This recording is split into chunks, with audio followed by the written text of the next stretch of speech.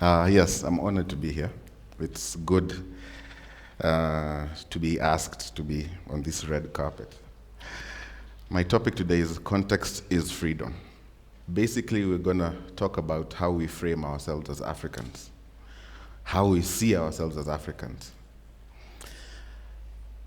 I'm a Star Trek fan. I grew up watching Captain Jean-Luc Picard boldly going where no one has gone before. And it was nice to see the opportunity of maybe us human beings being able to discover other worlds and discover other people.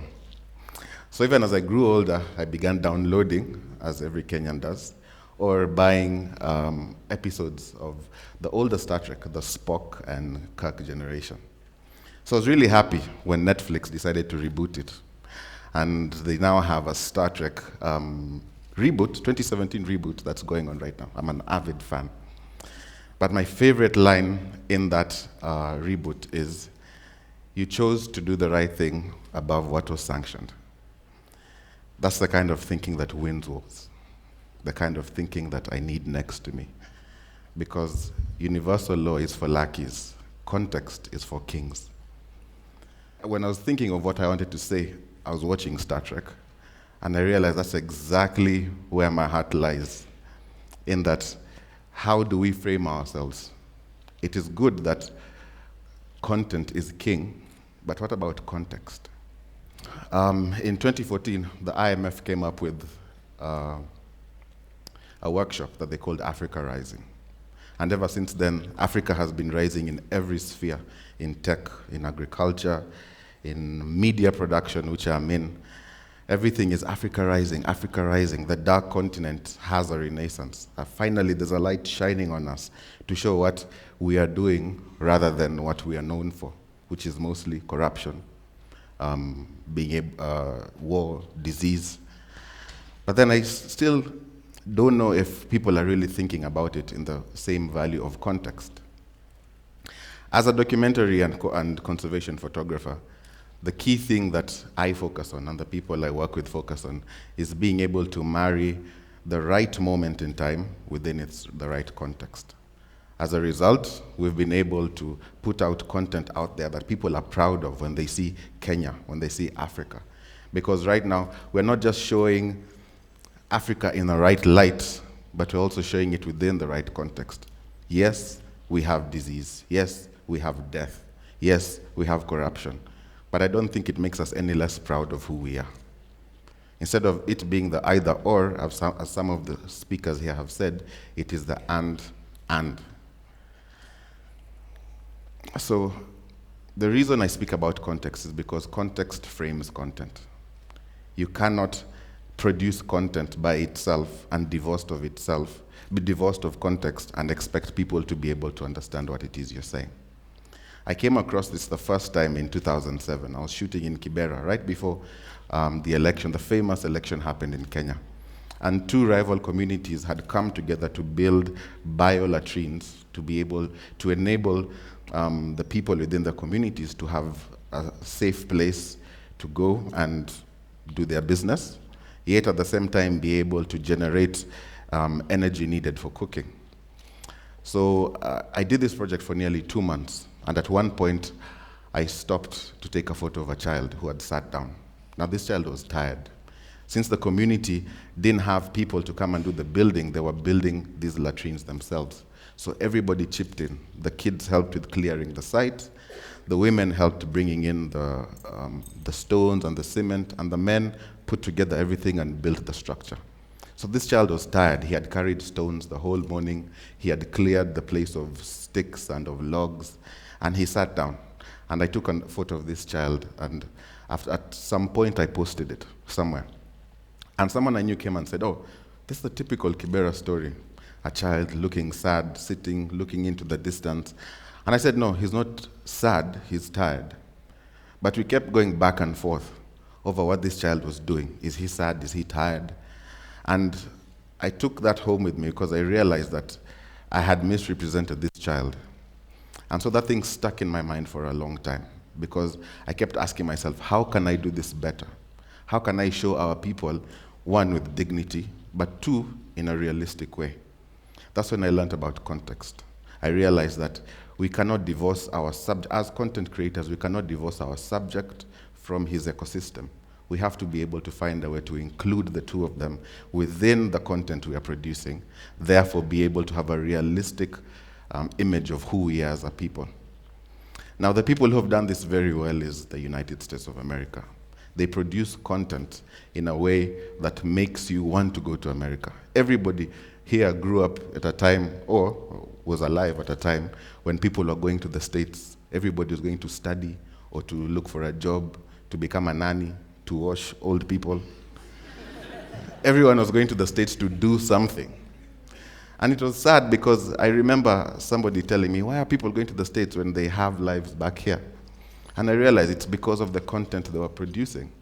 We all saw how America was saving the world from an English or an Asian or a Russian in some cinematic style, being able to shoot all the thugs with one shot and save the world. But that is how they show their country. And therefore people are proud to be called Americans or want to be called Americans.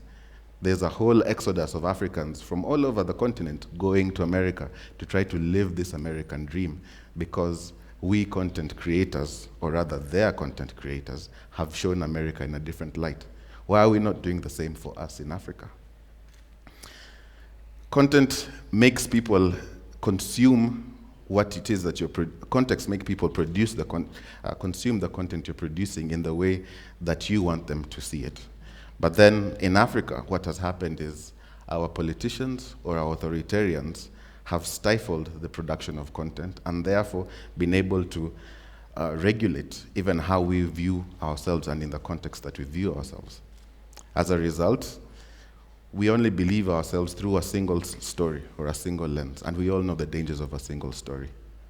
We either are this community or we are that community versus this community, and there's nothing else in between. Hence, we are always at war, we are always fighting. We're always killing each other because of a single narrative. Yet, if we knew everything in its context, I think we'd be able to question why we're actually doing what we're doing. But this is not their fault. It's actually, we were taught this by the British. The colonialists came and told us that we were meant for one thing, to be subjects. And we believed them. But then the British also made two mistakes. One is they made us go to war for them. It is said over 160,000 Africans went to war for the British. Wars they did not even understand. My own grandfather went to Burma. I don't think he had been beyond his village before that. And he fought in a war against an enemy he didn't understand, Japanese. How do you take a Luya man to go and fight Japanese? Doesn't make sense.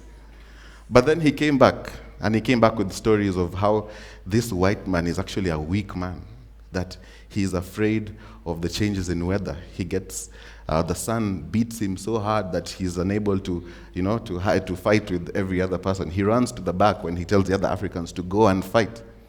The changes in climate also affect him very significantly than the other Africans because he's not too used to a tropical climate. Therefore, he's not always available. So the Africans have to command themselves most of the time. Thirdly, he's also very sensitive to changes in like the insects or in sickness. He gets malaria very easily. When we Africans had a bit of an advantage. So they began demystifying this demigod that we had called the colonialist. Then in the 50s, Africans again went to school. They studied, they learned about things like freedom, democracy. They began knowing that they actually had the right to be a people. Martin Luther the third actually said that the Negro began knowing that he was somebody.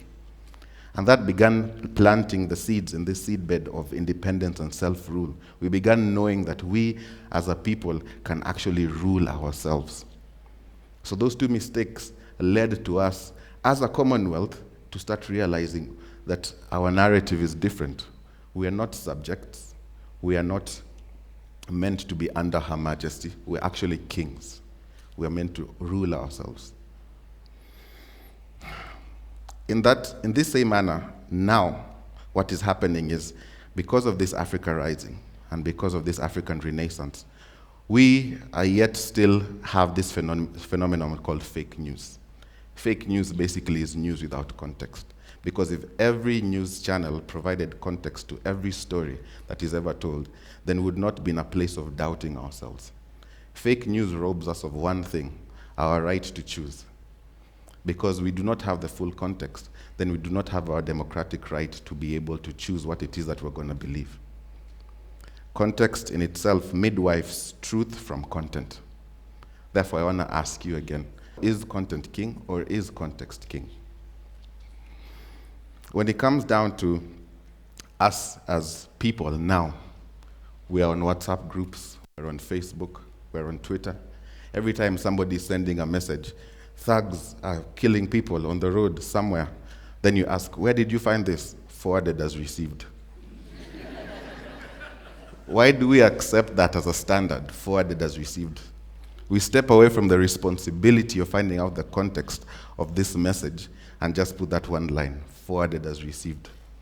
I want to urge you as people, I want to urge you as citizens, and to urge you as Africans, not even as Kenyans, that every message you find, every message you receive, every message you see someone posting on their Facebook or somewhere else, and they have some war story happening or something to create some kind of panic, please push them to give you more context.